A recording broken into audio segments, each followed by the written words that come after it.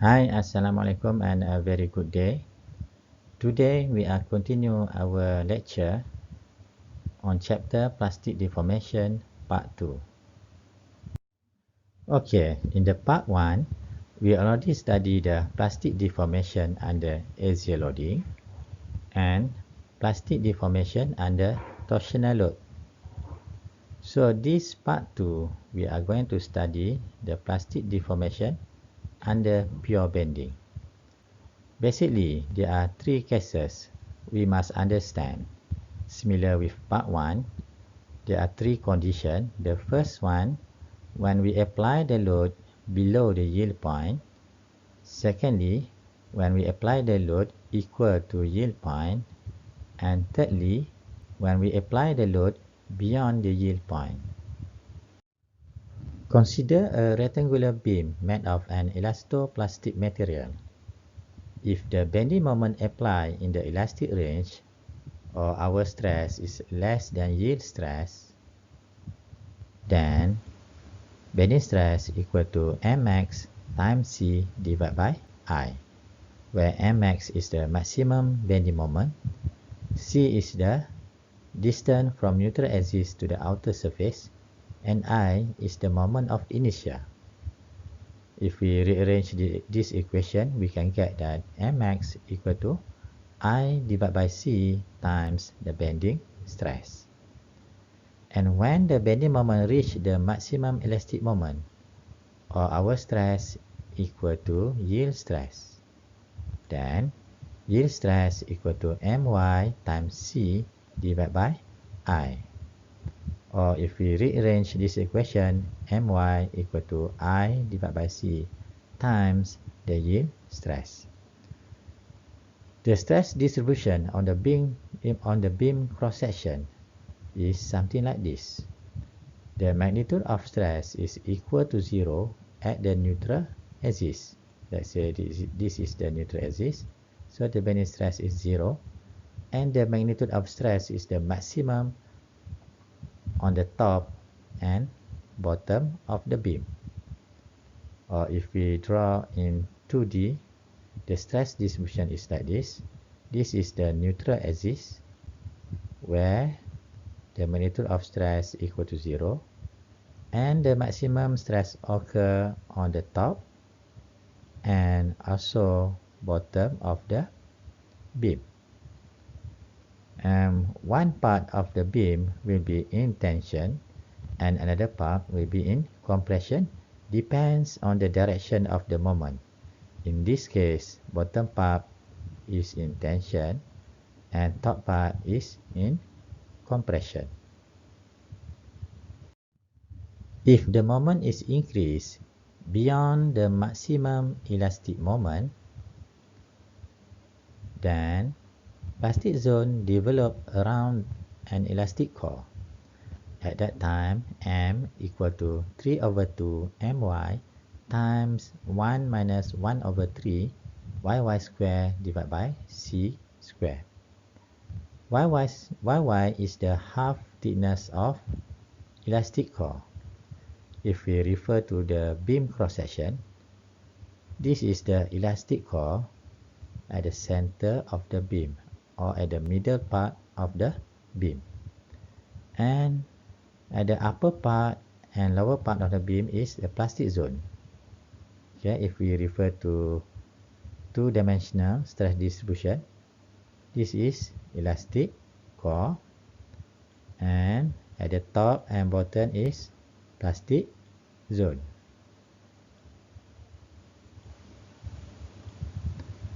Okay, the stress distribution for this condition, in elastic zone, the stress is 0 at the neutral axis, so this is the neutral axis, and increase linearly up to the yield stress. Okay, this is for elastic core. And for plastic zone, the stress distribution is uniform, or we draw a flat line. Similarly, for the bottom part of the beam. As the moment is increased further, the elastic core thickness goes to 0, and it is corresponding to a fully plastic deformation. That means all part of the beam is behave plastically. So MP is equal to 3/2 my, where the MP is the plastic moment. The stress distribution when our M is equal to MP, or when our material is behave fully plastic, the distribution of stress is equal to 0 at the neutral axis, and at the other distance from neutral axis, the stress distribution is uniform. So we have a flat line on the top and bottom of the beam. Okay, this maximum stress is equal to yield stress of the material. Depends on the direction of the moment, the top portion of the beam will be in tension or compression. But in this case, by look at this direction of the moment, our top part of the beam will be in compression, and our bottom part of the beam will be in tension. Beams used in steel buildings are sometimes designed to resist a plastic moment. The codes usually list a design property called the shape factor. Depends on the cross-section shape. By definition, shape factor K is equal to the ratio of MP over My, where MP is the plastic moment and My is the yield moment. The K value specifies the additional moment capacity a beam can support beyond its elastic moment. Consider a fully plastic deformation of a beam with only a vertical plane of symmetry. The neutral axis cannot be assumed to pass through the section centroid. Resultant R1 and R2 of the elementary compressive and tensile force form a couple where R1 equal to R2, or A1 times sigma y equal to A2 times sigma y. So let's say this top portion is A1 and the bottom portion is A2. The neutral axis divide the section into equal areas. The plastic moment of the beam MP equal to 1/2 A times sigma y times D. So this area A1 divide equally with A2 by the neutral axis. So this is our neutral axis. And what is D? D is the distance between the point of resultant R1 to R2. Look at example number 1. A bar having the cross-section shown is made of steel that is assumed to be elastoplastic with E equal to 200 GPa and sigma y equal to 330 MPa. Determine the bending moment M at which A. Yield first occurs, and B. The plastic zone at the top and bottom are 2 mm thick. Okay, I always remind you that when we receive any question, firstly, we must analyze the question and understand the question. Okay, by refer back to this question, the question asks us to determine the bending moment M. Bending moment M. where there is two conditions. The first one, yield first occurs. That means the material is behave elastically. And B, the plastic zone at top and bottom are 2 mm thick.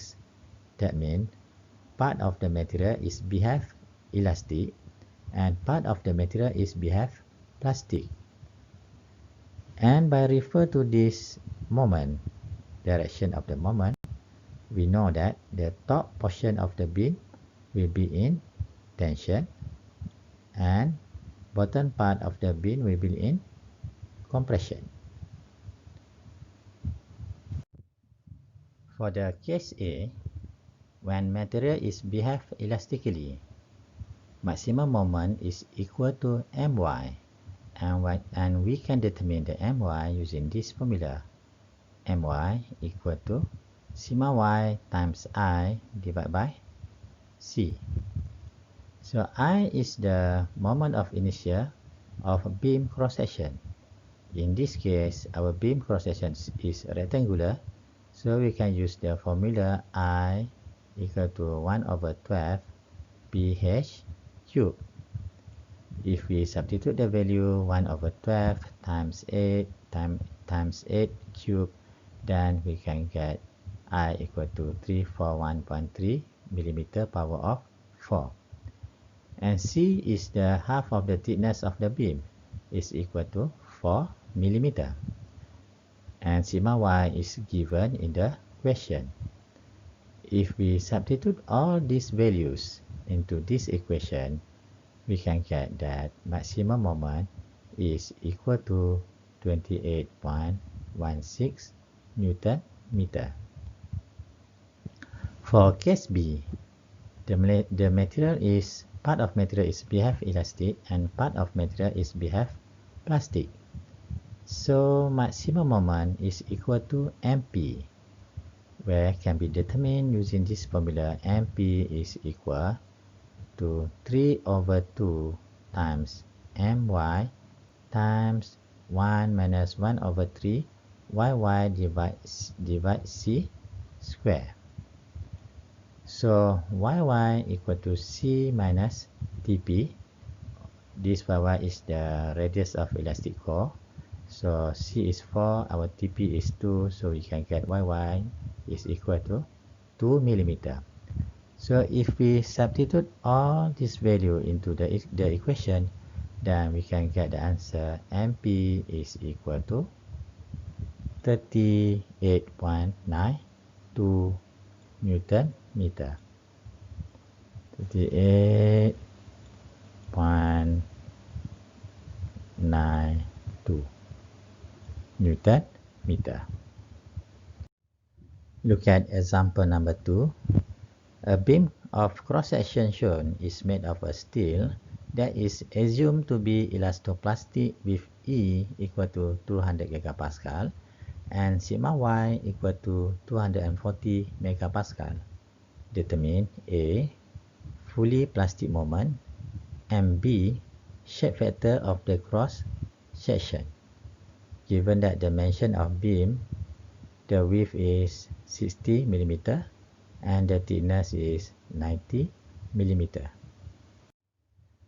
Okay, for fully plastic condition, the beam cross-section on the top and bottom of beam is divided equally by neutral axis. So let's say this is the neutral axis. And the stress distribution is uniformly on the top and bottom of the beam. So we have the flat on the top and also flat on the bottom. So the parameter given in the question, E is equal to 200 gigapascal and sigma y equal to 240 megapascal. A1, if we determine the A1 is equal to 60 times 45 millimeter, we can get A1 is equal to 2700 millimeter square, and R is equal to sigma y times A1. So sigma y is 240 megapascal. A1 is 2700 times 10 minus 6 meter square. So we get R equal to 648 times 10 power of 3 Newton. And D is 45 millimeter or 0.045 meter. What is D? D is the distance between R1 and R2. So the plastic moment can be determined using this formula, MP equal to R times D, where R is equal to 648 times 10 power of 3 and D is 0.045. So if we solve this equation, we can get the magnitude of MP is equal to 29.2 kilonewton meter. Okay, shape factor can be determined using formula K equal to MP divided by My. MP we already get the value in part A, so we need to determine the My. My can be determined using this formula. My equal to sigma y times I divided by C. So I is the moment of inertia of the beam, or I equal to 1 over 12 times B times H cubed. If we substitute all the value, then we can get I equal to 3.645 times 10 minus 6 meter power of 4. Our C is 0.045 meter. And we substitute these values into the equation, we can get My equal to 19.44 times 10 power of 3 Newton meter. So the ratio of MP over My is equal to 29.16 divided by 19.44, or shape factor is equal to 1.500. Like the case for torsion, residual stress is important when considering fatigue and other types of mechanical behavior. Residual stresses are obtained by applying the principle of superposition to combine the stresses due to loading with a moment M or elastoplastic deformation and unloading with a moment minus M or elastic deformation. So let's say this is the stress distribution during loading, and this one is the stress distribution during unloading. So residual stress can be obtained by superimpose the stress distribution during loading and stress distribution during unloading, or in other words, stress distribution in 1 plus with the stress distribution in 2, then we can get the residual stress distribution. For the beam indicated, a couple of moment equal to the fully plastic moment MP is applied and removed using E equal to 200 gigapascal and sigma y equal to 240 megapascal. Determine the residual stress at Y equal to 45 millimeter, given that the beam cross-section width is 60 millimeter and the depth is 90 millimeter. So this question asks us to determine the residual stress. Remember that residual stress can be obtained by superimpose the stress during loading and the stress during unloading. Okay, you can refer back solution example 2 to calculate the moment maximum. In briefly, MP is equal to RD. So if we substitute the value, then we get MP is equal to 29.2 kilonewton meter. This one already shown in example number 2. Similarly with I and C. I is equal to 3.645 times 10 minus 6 meter power of 4, and C is equal to 0.045 meter. So the stress during loading is equal to sigma prime, then this sigma prime is equal to M max times Y divided by I, where the M max is the MP. So if we substitute all the values, MP is 29.16 times 10 power of 3, C is 0.045, and I is equal to 3.645 times 10 minus 6. So if we solve this equation, then we get the stress during loading is equal to 360 times 10 power of 6 Pascal. And the stress during unloading is follow the elastic behavior. So the magnitude of stress is equal to sigma Y. Therefore, our residual stress is equal to sigma prime minus sigma Y. Our sigma prime is 360 megapascal, and our sigma Y is 240 megapascal. So the maximum residual stress is 120 times 10 power of 6 Pascal, or 120 megapascal.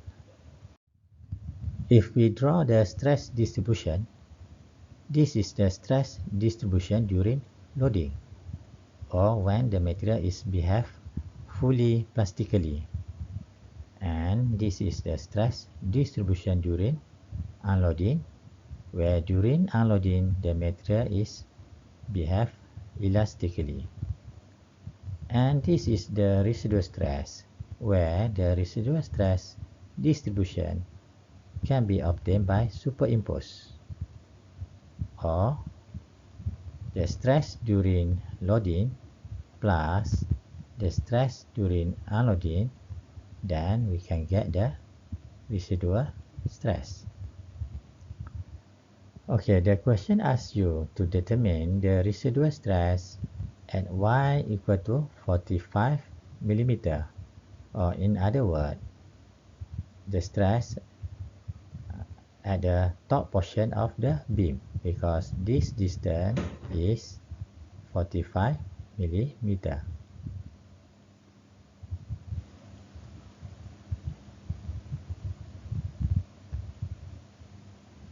So the residual stress at Y equal to 45 millimeter is equal to 120 megapascal. As a summary, we recall back what we have studied in this chapter. Basically, in this chapter, we already studied what is elastic, elastoplastic, and fully plastic. How the behavior of material under axial loading. What is the stress concentration factor? How the behavior of material subjected to torsional load?